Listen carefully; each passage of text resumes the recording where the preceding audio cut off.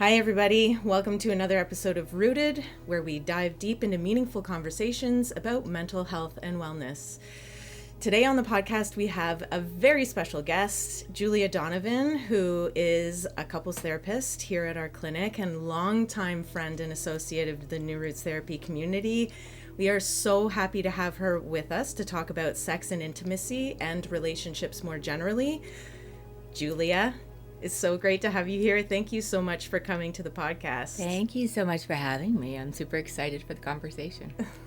So this month I did something a little bit different. I decided to research, some of the top questions people might be asking related to sex and intimacy. Mm-hmm. Both of us work with couples and we get asked questions like these all the time. And so I'm hoping we can kind of chat about these questions and give people some helpful tips or insights around how to navigate some of these questions. Yeah, absolutely. And I'm super excited to hear what you have to say as well. So you're one of my favorite people, and you're one of the people that I will go to bounce ideas off each other. So I'm like, yeah, really excited. Let's go. You're making me blush, so thank you. I feel similar to you. So the first question that we have here is, what's considered normal when it comes to sex drive? We often get asked that question when couples are. Yeah, I feel like we get this question around what's normal in so many areas of sex. Normal. Yeah. Yeah. My first and quick response to that is nothing and everything. Right. There is no normal when it comes to sex drive. Everybody's sex drive is different, and it's going to fluctuate throughout your lifetime as well because it is influenced by so many different things. That makes sense. Yeah. I mean, that's a sort of where my mind goes too, is like, well, how are you defining normal? Like, what does that really mean, right? Because everyone, like you said, is different and has different levels of, engagement or enjoyment that they get from sex, or, has different needs or different things that are maybe getting in the way of libido. So how do you help people navigate this question then when they ask you, like, what would you say to them? Pretty much that. Like, right. Everything is normal. Okay. Or nothing is normal. Right. So, there is really no average either.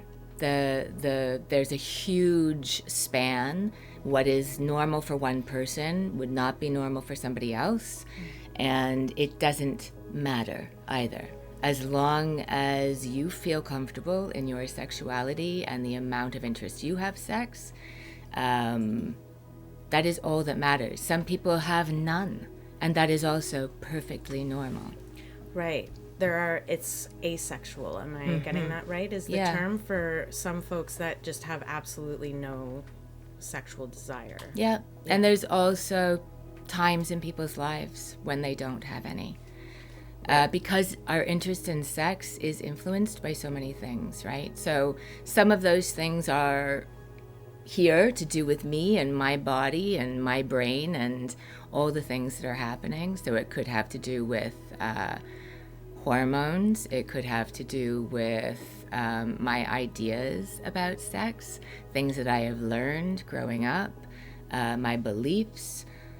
That is going to affect how much interest I have in sex. And then the context, the situation I am living in is also going to influence how much interest I have in sex massively. Right. I mean, like stress in particular and different life transitions, like you've just had children or something that, nothing crushes a sex life like children. Yeah, for most people. For most people, right? Yeah. But not everybody. No, right. Again, like it's different for everybody, for sure. Yeah, absolutely. But for sure. So that's one of the times, for sure, that couples often come in when they are having an issue between them. It's not that there's an issue with one person's sex drive. It will be that it's not the same for the two of them. Right, and they're struggling to negotiate how to meet both needs. Yeah, absolutely. So building off of what you were saying before around people having different levels of sexual interest or, sex drives differing between partners, how do you help people negotiate that difference? Like, what's the best way for couples to deal with mismatched libidos? Yeah. I would say I will start with, first of all, desire discrepancy is probably the number one reason people come in, or the number one sexual issue anyway, that people come in to my practice with. So if you think about it, it totally makes sense because pretty much in a long-term relationship, the chances of us having a desire discrepancy at some point in our relationship is probably 100%, right? Yeah. Because there is no way that two human beings are going to want the same amount of sex, thinking of all the changes that happen internally, all the changes that happen in the relationship, all the changes that happen in our environment. There's no way it's going to be matched all the way through the relationship. So it's going to happen. And knowing that, right, I think can also be helpful right off the hop, right? If we think it's supposed to be the same all the time, that is going to cause distress. So that's sort of number one, is normalizing it. Understand that it's going to happen. It doesn't mean this is how it's going to stay, because again, our desire for sex is going to change throughout our lives all the time. Yeah, and it doesn't mean that you're doomed. No, not at all. Or that one of you is going to have to sacrifice your needs, or, and either have to do something they don't want to do, or not get enough of what they need either. Yeah. Not at all. And the biggest problems that I find happen really between couples is when one makes the other the problem, as opposed to we're on the same team and the problem is the problem, right? Right. So that, as soon as we can get to there, we're in good shape. And then we can just start having conversations, figuring out what we're going to do about it. So as long as we can communicate about it without getting polarized, and that is often really what the problem is more. It's less actually that we have mismatched libido at a particular time in our relationship, and it's more about the fact that we keep getting disconnected over it.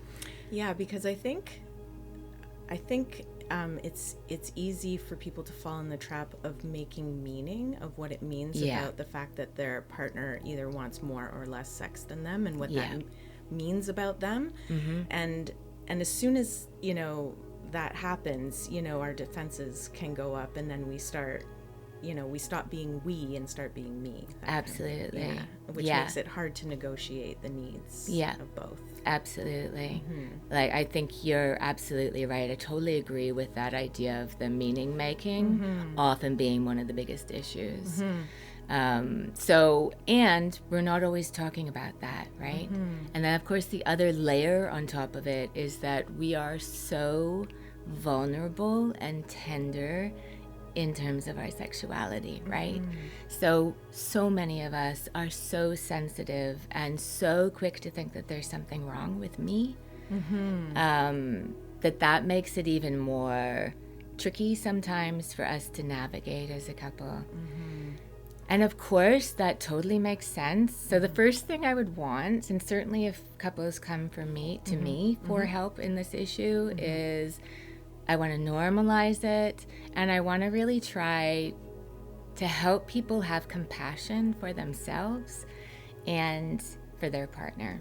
Right, and to get underneath that meaning that's being made, and to try and entertain other perspectives or other experiences that might be present rather than the one you feel kind of committed to. Yeah. Absolutely. Does that make sense? Absolutely. And trying to as well, like sometimes it's a bit of work because we live in this culture that, we are inundated by sexual images and sexual messages everywhere, right? We get it on the playground. We get it from Cosmo. We get it from social media and movies and the locker room and maybe from home. Well, we will be getting some messages from home. We might not talk about sex at home, and that's a message, right? Yeah. So we're getting messages everywhere. So we're growing up thinking this thing is obviously really important because our culture is obsessed with it, but we're not getting good education. And the messages that we are getting might be contradictory, and we aren't really able to talk about it often in a really open and informed way. Well, and there's still sort of a moral component attached to it. So I find it's a real invitation. Like you were saying, it's very sensitive in the sense that you can be so easily invited into shame. Yeah, absolutely. You know, or feeling like, you know, concerned about judgment related to where you're at with it or what your thoughts are about it or what your needs are around it. And, you know, shame, you know, is tough. Shame shuts us down and makes it hard to have conversations. Yeah, absolutely. So many couples already aren't comfortable having conversations about sex with their partner. And again, not their fault, right? This is the culture that we've grown up in. So it makes sense that this is really hard for people to talk about. And then we also have all of these meanings that we are holding that we aren't even necessarily aware of, right? Because so much of this is subconscious. So if I'm like pursuing for sex and my partner is not wanting it, I may not even really realize that I've made meaning out of that. Exactly. I may not even realize that I'm having all kinds of ideas. If I grew up male in this culture, I may be absolutely having ideas that my sexual attractiveness, my ability to have a partner desire me sexually is a huge part of what makes me successful as a man. I may not even have that as a conscious thought, but it might be in there somewhere, right? It probably is in some way because of our culture. And think. And so I'm taking all kinds of meaning. The fact that, you know, my partner maybe doesn't want to have sex when I want to have sex now is a huge thing because it is so much about me. Right. But we're not talking about that a lot of the time. So I don't actually, I'm not actually aware of like the meaning I'm making. And then I'm not checking in with my partner to find out if the meaning I'm making of their behavior is correct or not. Beautiful. Yeah. Yeah. So another question I get asked a lot, or we end up talking about anyway when I'm talking with couples, is the impact of stress, anxiety, depression on sex drive. What do you think about that, or how do you approach that with folks? Yeah, I mean, again, I would say that it really depends on the individual. So for most people, stress is probably going to shut them down sexually. However, again, that's not everybody. So there are actually people for whom stress increases their sex drive. Right. Some people cope in a way, or as a stress release. They enjoy the contact or the release of orgasm or whatever as a stress reliever. Yeah, absolutely. I mean, the first thing that comes to mind for me is the pandemic. So for so many people, we were living in a lot of stress, right? And a whole lot of people, we thought, you know, oh, there's going to be like a huge baby boom Right. at some point after the pandemic because we are all stuck together 24/7. Right. We're going to be having sex like rabbits. And it turns out it wasn't the case at all, right?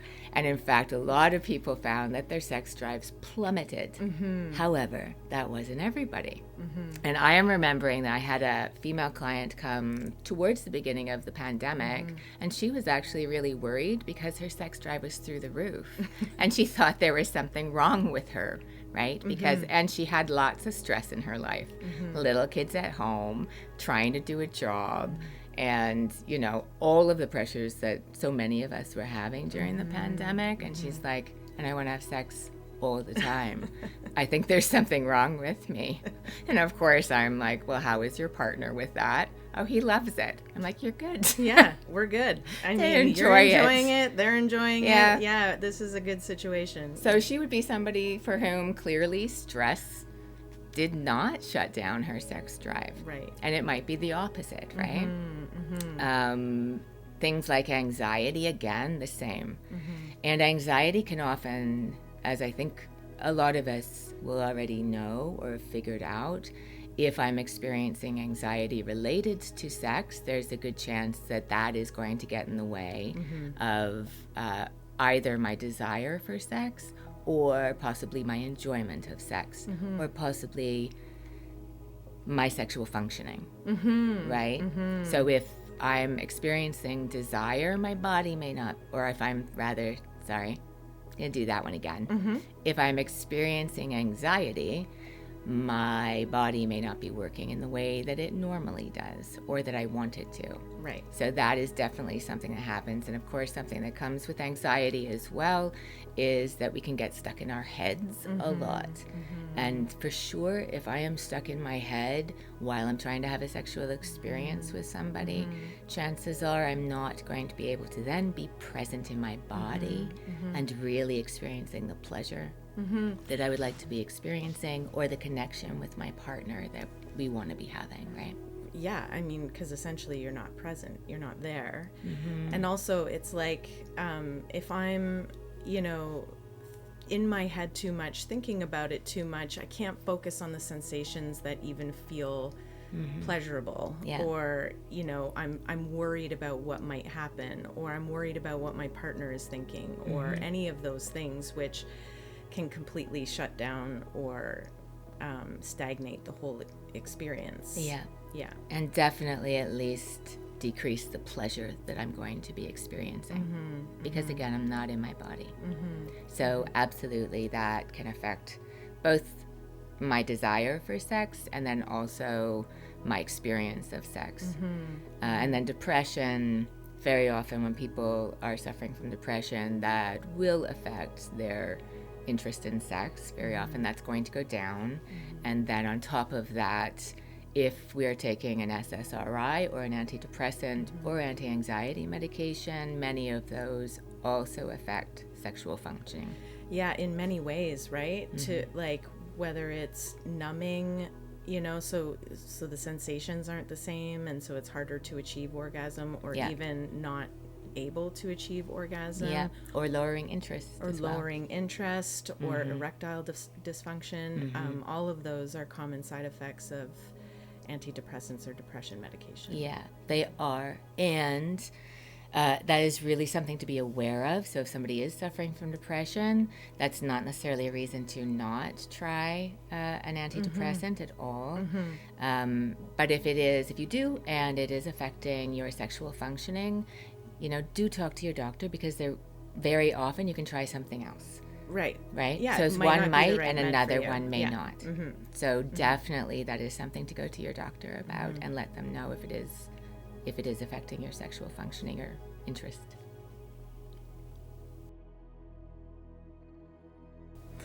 So another popular question is around how people can increase their sexual pleasure. So, sometimes couples come in and when we start talking about their sex life, they're not experiencing as much pleasure as they would like to, or even individuals who come in and share that they're struggling to really enjoy sex or their sex life and wondering about that. And so I'm curious about how you navigate that with people. Yeah. I love this question because I love the talking about pleasure part, because so often I think we're to end up talking about dysfunction or things that are going wrong. Right. So talking about pleasure is so much fun. So one of the things that I would generally go to first, and again, it depends on the situation, but a lot of times people might come individually for this, and I would probably recommend starting individually and doing something that is called pleasure mapping. You don't have to go through the whole thing, but it's really about finding out for yourself what is going to give you pleasure. Right. So when you say start off individually, you mean like kind of experiment with themselves in a sexual way to see what feels good, not sort of individual therapy necessarily. No, not necessarily at all. Yeah, so I would be talking about, taking some time, having an actual practice, so setting aside a certain amount of time to be alone with yourself and to start finding out and experimenting what feels good to you. And one of the things that I really try and do, particularly with heterosexual couples, is to expand the idea of the erogenous zones. So often in our, I'm going to say, patriarchal, heteronormative society, we get a really narrow focus sexually, right? Yeah. So sex is pretty much penis and vagina intercourse. Right. Yeah. And that's... to orgasm. Yes. Yeah. To male orgasm. To male orgasm. And then it is over. And maybe there will be some foreplay before that. But basically that's like the appetizer to get ready for the main event, which is penis and vagina intercourse. That does not work for a whole lot of people. Right. Right? I actually don't like the term foreplay that much because it implies that couple of moves that we do in order to get to the main event, right, which would be penis and vagina intercourse. Yeah. So I prefer the term outer course because then it's, many things, and doesn't mean it comes before anything else. Right. But it's outside penetration. Yes. Basically. Basically that's what. Right. Yeah, it would be. And focusing on that more, chances are, is going to increase pleasure. Right. And realizing that, it is not just our genitals or the couple of body parts that we see as our erogenous zones. We've got this entire body that is going to experience pleasure and that has the capacity to experience pleasure. And not even just, our skin. It's also all of our senses. So it can be our sight, our sense of smell, our sense of hearing. All of these things are involved in the experience of pleasure. So we want to set up a whole scene. We can try different scents. We can try different sounds. We can try touch in different places, different types of touch with different materials. Sometimes people will find things in their home and not even things like, it might be toys, if people have some sex toys that they would like to experiment with on different parts of their body at different times, this before that, or this in this area. Right. Absolutely. But it can also be all kinds of things. You can do it with feathers. You can use things like silk. Yeah. Absolutely. You can use things like salad tongs, interesting, combs, brushes. Like, what does that feel like? Right. Across my chest lightly. What does that feel like if I go harder? What does that feel like in this part of my body? And then once we start doing that sort of thing, we will find that there is pleasure to be had in ways and with things and that we didn't even know. No idea. Yeah. So it's really about experimenting with sensation. Yep. And expanding your mind and your conceptualization of sex and intimacy, really, to be beyond the erogenous zones, as you're saying, or just like the things we consider private parts, into more of an exploration of sensation. That's kind of what I'm hearing you say. Am I getting that right? Yes. And at least that is part of it, right?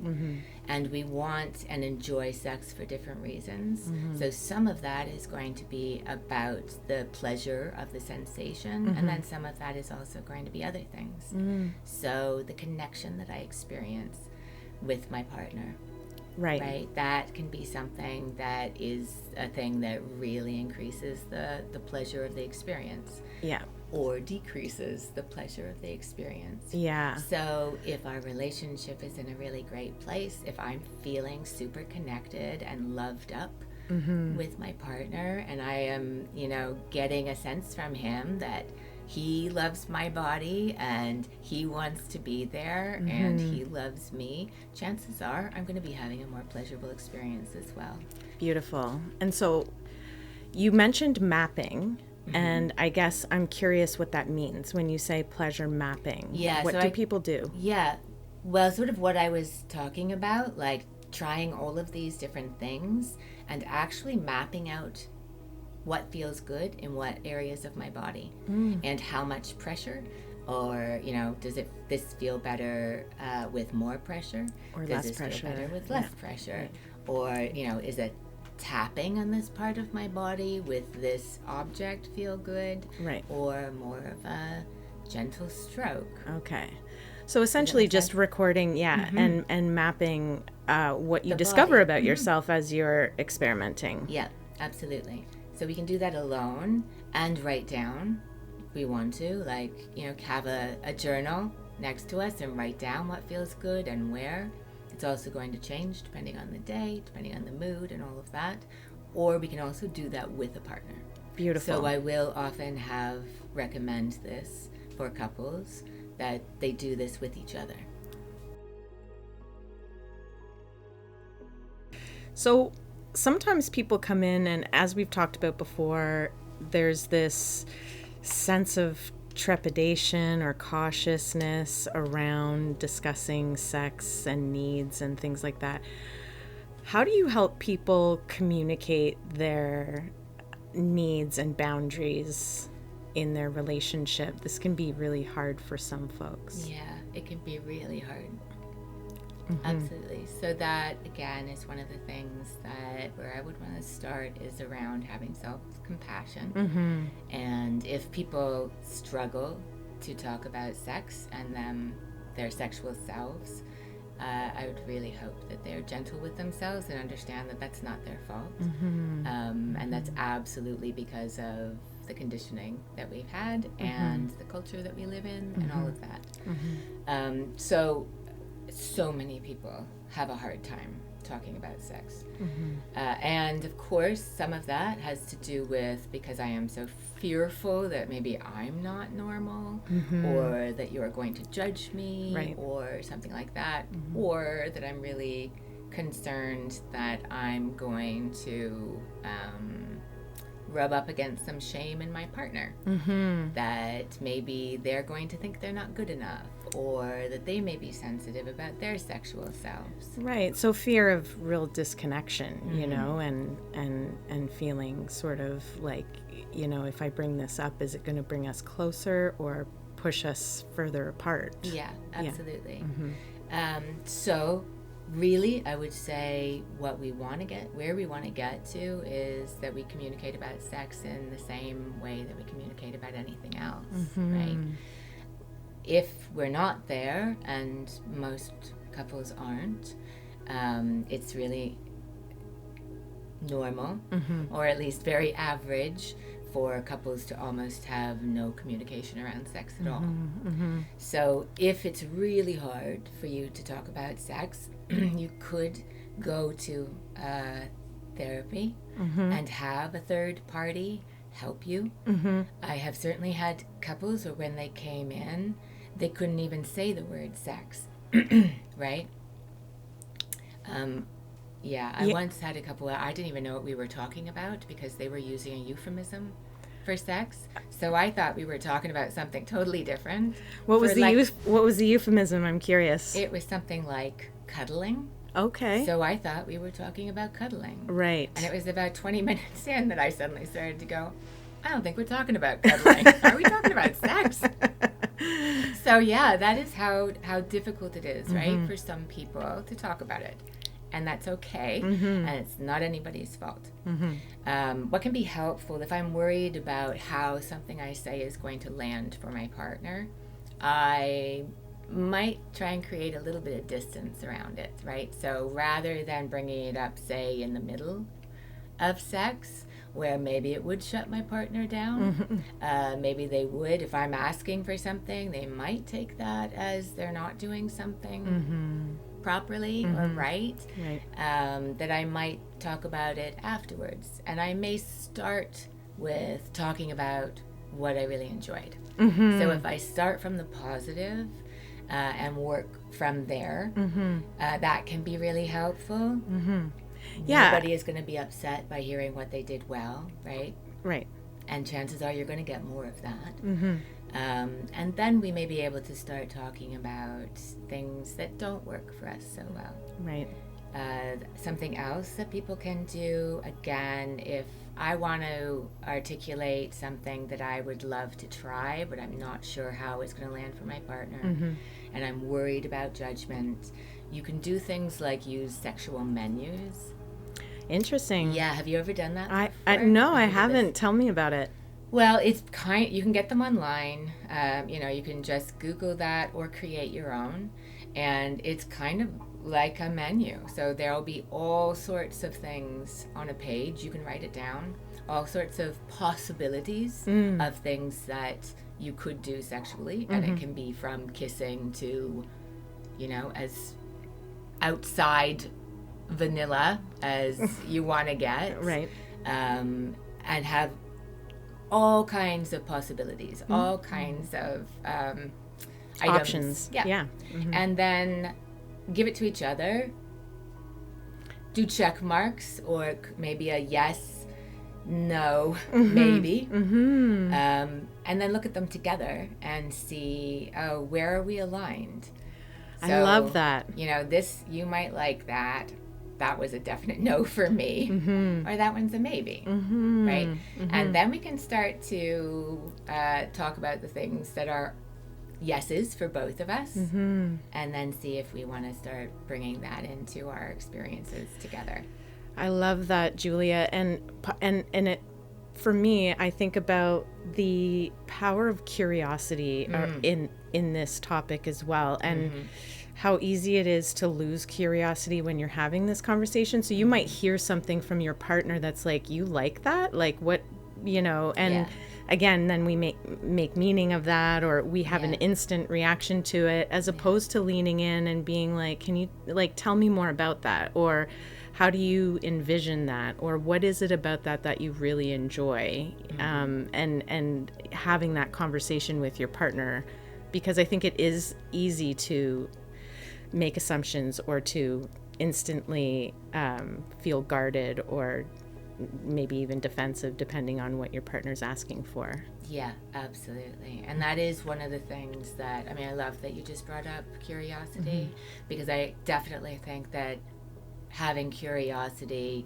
around your sexuality, around your partner's sexuality, is one of the best things that you can do to increase pleasure and to have an amazing sex life, right? And really can be the antidote to shame. If instead of kind of allowing your shame to take hold of you and shut you down, you can turn towards what you feel drawn to, or what you feel, it can open up other worlds and possibilities that you can't imagine, and self-acceptance can be easier to experience. Yeah, absolutely. And one of the things that I think can be helpful actually having the menu is that if we do it not with each other, so I'm not reacting in real time to seeing something, right?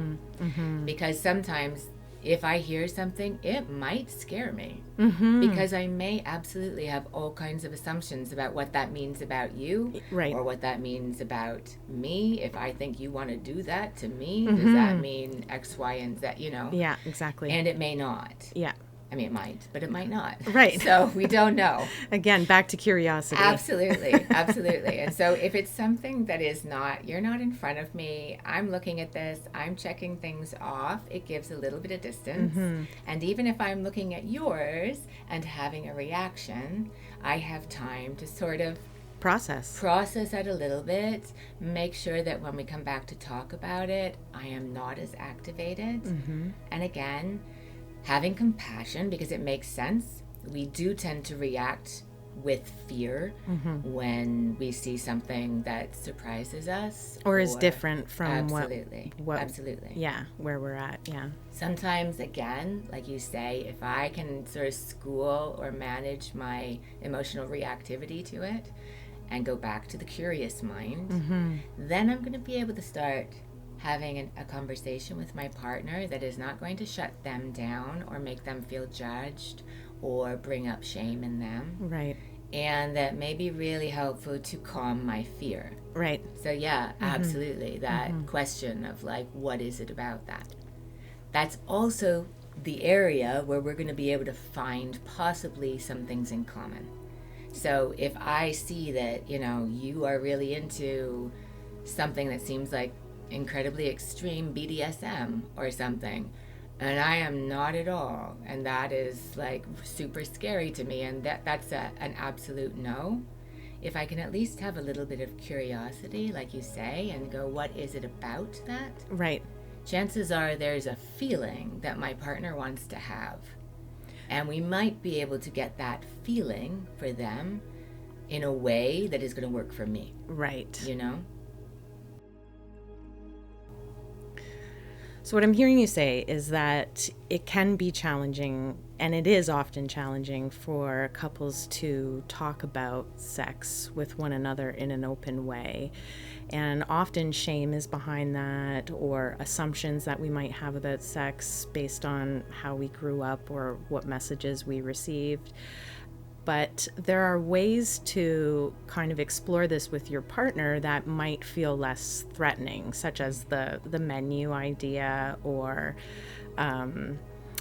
really engaging in curiosity and having an intention toward curiosity so that you can stay open to what it is about whatever it is that your partner is needing from you that feels really important to them. And that if we can stay open in that way, we can usually find a way to negotiate needs much better. Am I getting that right? Yeah, absolutely.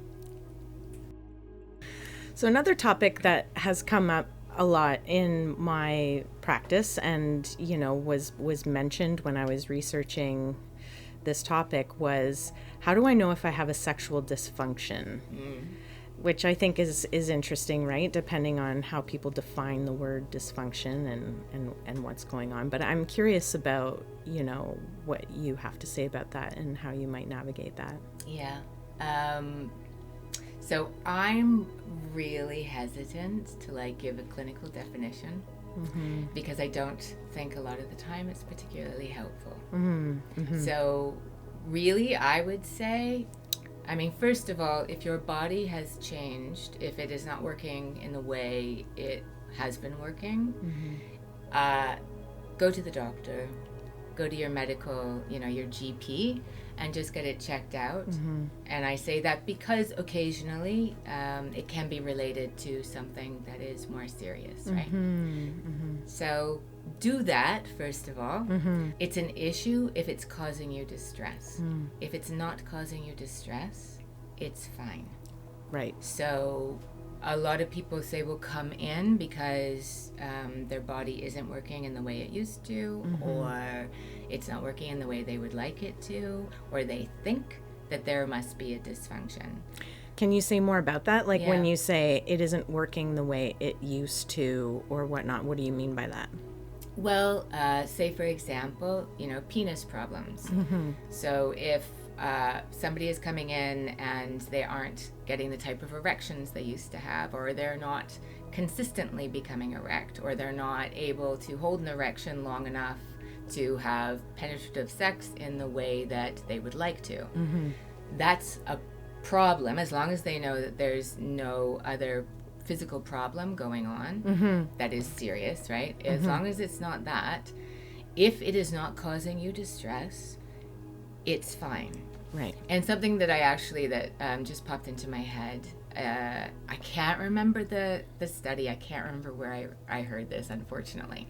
But when Viagra first came out, this was, exploded. Everybody was getting Viagra. They thought that this is going to be an amazing thing, and it can be. So I'm not against Viagra or anything like that. But all of these men started taking Viagra, and when their wives were studied afterwards and questioned, their sexual satisfaction after the partners started taking Viagra went down. Interesting. Yeah. So why do you think that is? Well, I mean, we don't know for sure. I think there's a good chance it's probably one of two things. Either now suddenly my partner is taking a pill and they're having these erections that they want to be using all the time, and maybe I don't want to be having as much sex as they want to be having. Right. So maybe it was a bit of a nice break. That's possible. The other possibility is that when my partner didn't have that erection, sex stopped being so focused on penis and vagina intercourse. Right. And a lot of women don't have a lot of pleasure with penis and vagina intercourse. And so that meant that because we didn't have the erection, and again, in a heteronormative society, that is often what is considered sex. It is that, right? So if they didn't have an erection, it's possible that we were now doing a whole lot of things that actually gave the woman more pleasure. So that makes sense. You know, in those cases, maybe those men were calling it a dysfunction. But for their partners, maybe it didn't feel that way. It was a gift. So an opportunity to start exploring other parts of our sexuality. And again, there's no reason that you have to have an erection for a particular length of time, right? Unless you want it. Right. Or the same thing with premature ejaculation. For one person, you know, there might be a clinical definition of premature ejaculation, but again, there's no reason why you have to be able to stimulate your penis for a certain length of time before ejaculating, right? Unless you want to. Right, right. For some people, you know, if it's 2 minutes of stimulation and then they ejaculate and that is not what they want, then we will take that seriously and try and do something about it. So for somebody else, their partner might think that's super sexy because, you know, they ejaculate quickly because they're really into me. Right. So in another circumstance, that's great. So again, it kind of comes back to curiosity, I guess, in a way. Like, I hear you saying, like, when someone comes in and they're talking to me about a quote-unquote dysfunction, you know, that it's important that you get curious with them about, like, what about this feels like a dysfunction specifically, you know, and even if it's like, well, I have premature ejaculation, it's like, well, what exactly about that is problematic for you, you know, or your partner? Why does this feel problematic? Am I getting that right? Absolutely. And again, you know, I'm going to take, if it is causing you distress, right, I take that seriously, so hopefully that is what people are getting. But it's not my definition that matters. Right? It's your definition that matters. And if this is causing a problem for you, then let's see what we can do about it. And there's lots of things that can be done. Sometimes that might just be about reframing the problem, right? So sometimes, again, there may be at times, a lot of time, there's so much that you can do for, say, erectile dysfunction. If you're having a hard time having erections, there's lots of things that can be done for that. And then sometimes what is going to be really helpful is acceptance. Right. And understanding that you can still have an amazing sex life, even if your penis isn't doing what you want it to do all the time. Right. And really, it's like the more stress or pressure you put on yourself to have an erection or to be feeling a certain way sexually, the more it works against you, really. Absolutely. It goes back to what we were talking about around anxiety. Right. So very often it's not a physical problem, but if I happen to have it happen once and then I get in my head about it, that can often be the problem. So it's the anxiety that even causes the problem. Exactly. So if we can lower the anxiety, and sometimes that's about reframing it, there's a decent chance it's actually going to resolve itself. Or, you know, practicing mindfulness or things like that.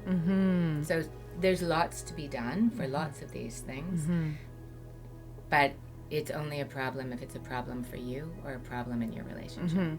Because to add to that, we have a lot of ideas about how we're supposed to be sexually, or even for men, what a real man is able to do in the bedroom, or to please their partner, and that can really influence how we see whether we are dysfunctional or not, when really it's like, well, there's this is just who you are. There's nothing wrong with how it is, or this is not something that you necessarily need to change or pathologize. Yeah, absolutely. And the number of times, I mean, I'm sure you have this in your practice as well, the number of times somebody comes in thinking that there's a problem and there is absolutely no problem. Right. Yeah. Like the number of times women will come in thinking that there's something wrong with them because they don't climax during penis and vagina sex, or it may be that they don't really have a lot of pleasure during penis and vagina sex. Yeah. And they think that's how it's supposed to go. And when they find out that most women don't climax in that way or without external stimulation of the clitoris, it's a game changer. It's a game changer. Absolutely. Yeah. But again, it's all of the messaging that we get, right? It's in movies. Everybody comes at the same time. And, it's euphoric all the time and all the things work. And it's not reality.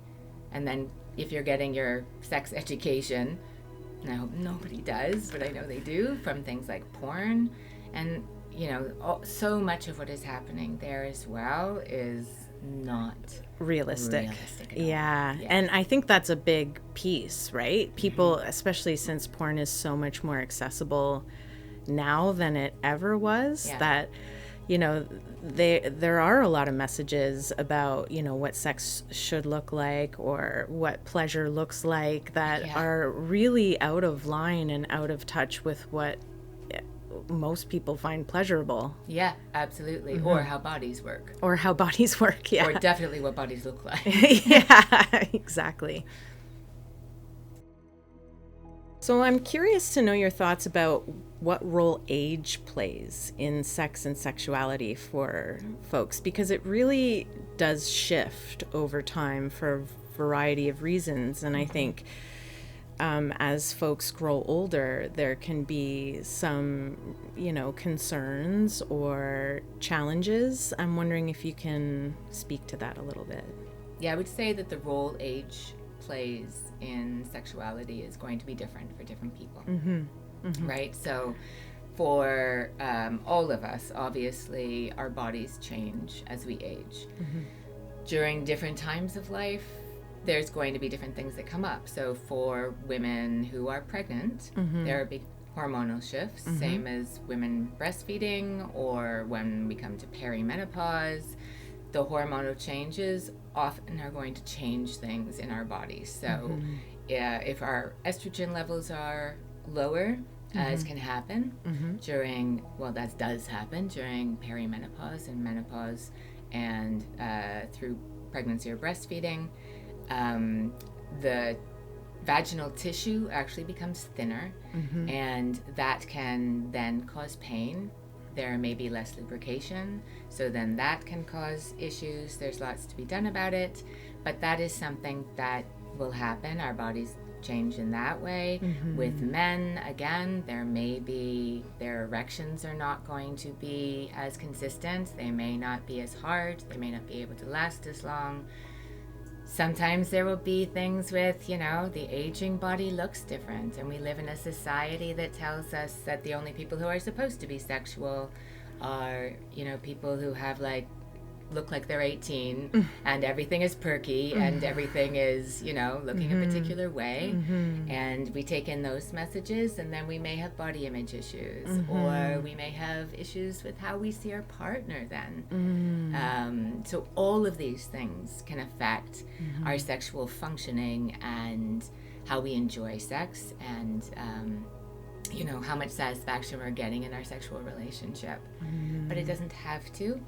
Or at least if there are changes, There's absolutely ways of adapting. There is no reason why anybody who wants to continue having sex cannot continue having a sexual life for as long as they live, really, right? They may not be able to do all the things they did before. It may not be as athletic if it was athletic before. But again, you know, going back to the idea of sexual dysfunction and the men taking Viagra, it seemed that for a lot of the wives, and again, this isn't going to be everybody for sure, but a lot of the partners perhaps enjoyed sex more when they weren't taking Viagra. So it doesn't necessarily mean there's like some long downward slope in terms of our sex life or sexual enjoyment. And for a lot of people, sex gets better and better the older they get. For some people, they stop giving a shit about, you know, all kinds of things that they cared about before. And they start feeling like it doesn't apply to me, or I am done caring, or I am so comfortable and connected with my partner, and that now I care less about what I look like, or I don't care less about performance or anything like that. And it is really just about the connection with this human being and us constantly figuring out what's going to feel good now.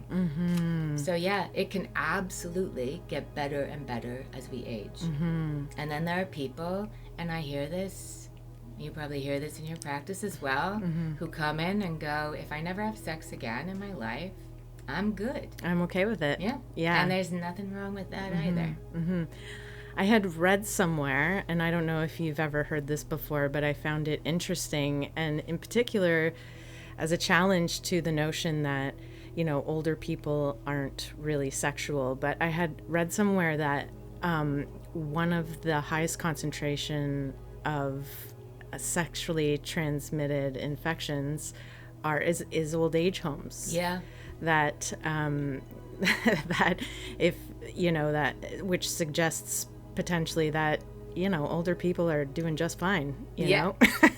Yeah, or not completely, because they need a little bit of education. Well, obviously, But yeah, other than that, clearly, they still want to engage in sex. There is no reason why they can't. And yeah, I think that's amazing. And I would love if we could normalize that. Yeah. You know, because again, in our culture, we have so many messages about who's allowed to be sexual and who's not. Yeah. And it's all bullshit. Thank you so much, Julia, for joining us today for this segment. It's been so incredibly informative and so much information that I'm sure others will find helpful and insightful. Thank you so much for doing this with us today. You're welcome. It was a lot of fun.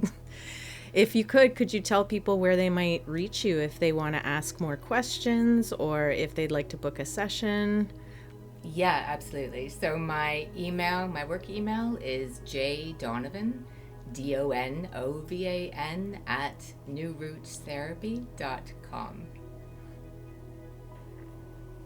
Thank you to everybody who tuned into this segment.